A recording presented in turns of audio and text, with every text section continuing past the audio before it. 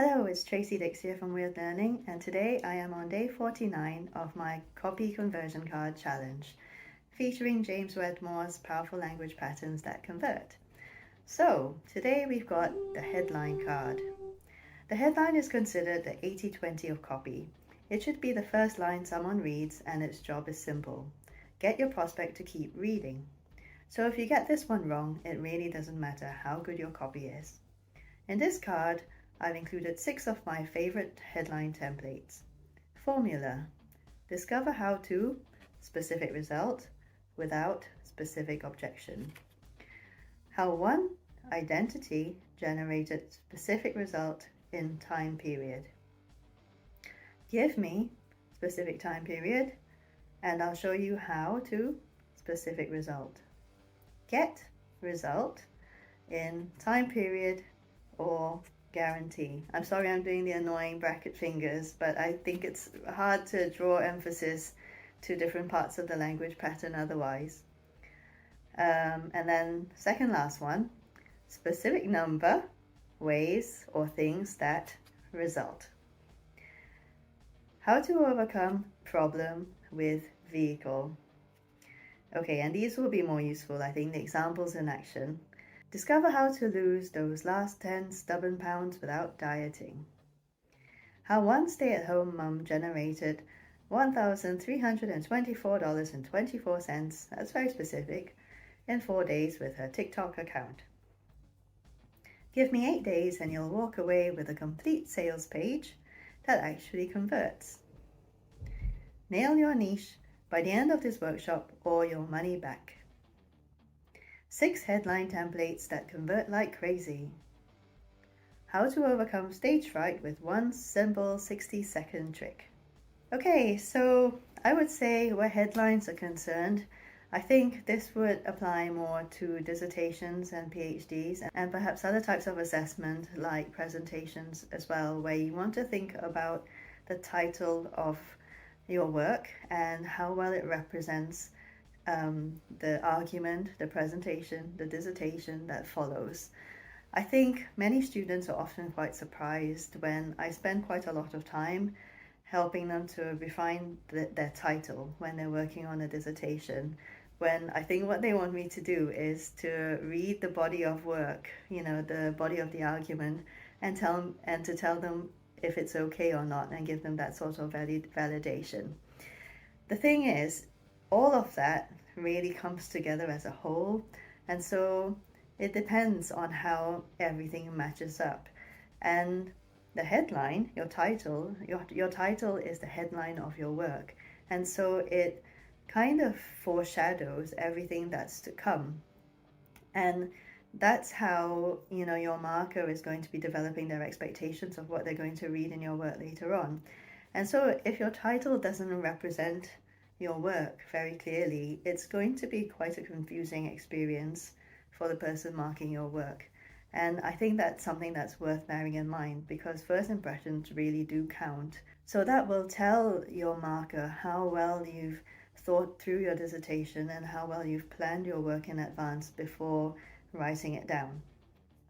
The thing I want to say with constructing the headline, though, is that you don't have to stick rigidly to it the entire time. So once you commit it to a title, presumably at the start of your work, because very often that's what students do, it doesn't mean that you have to stick religiously to that title and start to stress out and get really worried when you find that your research actually takes a different direction over time, because that is going to happen. In the process of undertaking your research and evaluating your findings, you're going to learn new things, you're constructing new knowledge. And so the topic that you originally started with is going to also evolve in the 6-month period or whatever that you have to write your dissertation. So don't be afraid to adapt it over time. But it is important that your title acts as that headline and helps your reader preempt what's going to come later on. So in videos that we've made before on analyzing your essay question, we've tended to break down these assignment topics into a few main components.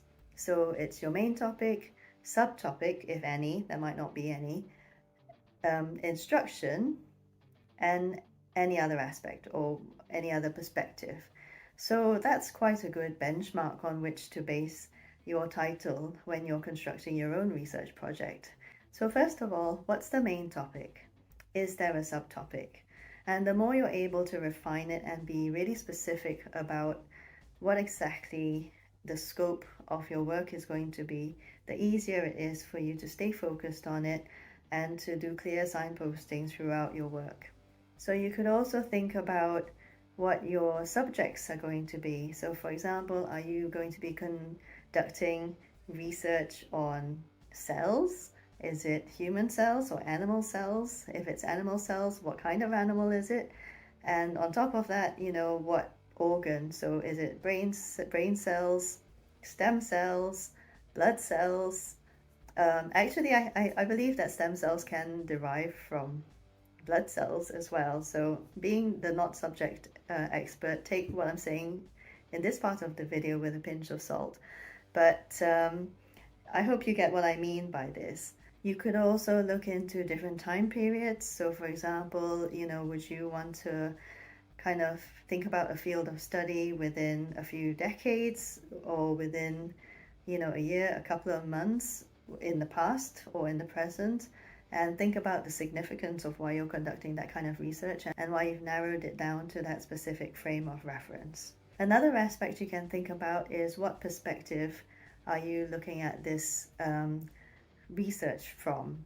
So again, this very much depends on your discipline and your topic, but would you be looking at it from a healthcare perspective, from a policy making perspective, from a political, financial, governmental, societal, from a gender perspective? So I hope that all helps to give you a few ideas as to what I mean. And believe me, there will be some of these examples that you will be able to apply to your specific area of interest. So just to quickly summarize then, the headline is really important for telling your reader what to expect and where they're going as they read your work without actually telling them. You're not going to use the exact same speech patterns that James Wedmore has used, discover how to, because we don't use rhetoric like that in academic writing.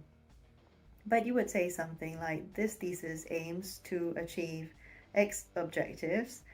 It will do so from blank perspective, and the goal of this is to further research knowledge in such an area with the aim of improving processes in a certain dimension. It could be cutting costs, it could be improving health outcomes for people, it could be to introduce protocols that mean that certain conditions are diagnosed early, and that means that a cure can be found or the person can be treated more effectively. Okay, so I hope those examples are useful, and do join me again tomorrow on day 50. And don't forget to subscribe if you haven't already done so. Okay, bye!